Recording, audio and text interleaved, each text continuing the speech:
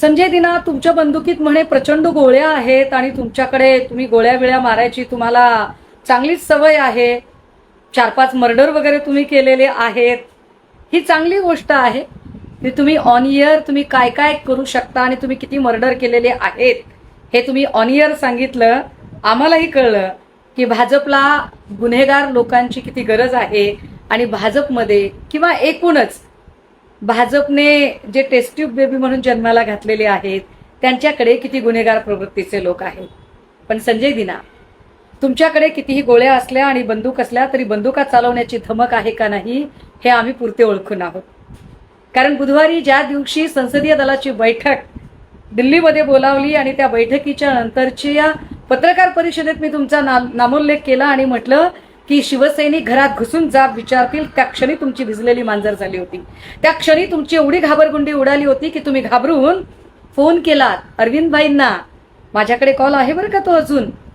आणि तुम्ही फोन केलात संजय राऊतजींना आणि त्या दोघांनाही सांगितलं की साहेब मी तुमच्याच सोबत आहे, साहेब मी कुठे जात नाहीये. तुम्ही घाबरला होतात कारण तुम्ही वाट बघत होता, तुम्ही वेळ काढूपणा करत होतात.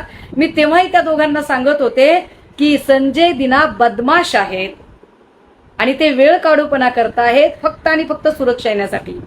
संजय दिना, जशी तुमच्याकडे Y+ सुरक्षा आली तुम्हाला दात आले, तुम्ही पलटलात, तुमच्या भाषेमध्ये मगरुरी आली.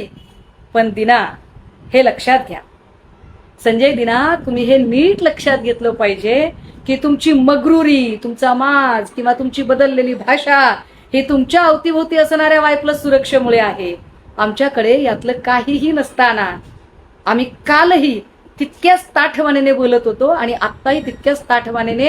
आता परत एकदा तुम्हाला सांगते, तुम्ही तुमचा सगळा शस्त्र ताफा सगळा दारुगोळा सोबत ठेवा, तुमची सगळी Y+ सुरक्षा Z+ सुरक्षा सोबत ठेवा. ठिकाण तुम्ही सांगा, अगदी तुमच्या घराचा दिवाणखाना सुद्धा. ठिकाण तुम्ही ठरवायचं, स्थळ तुम्ही ठरवायचं, वेळ तुम्ही ठरवायची. सुषमा अंधारे निशस्त्र यायला तयार आहे. नुसतं बोलून नाही, जरा कृतीतही तुम्ही उतरवा.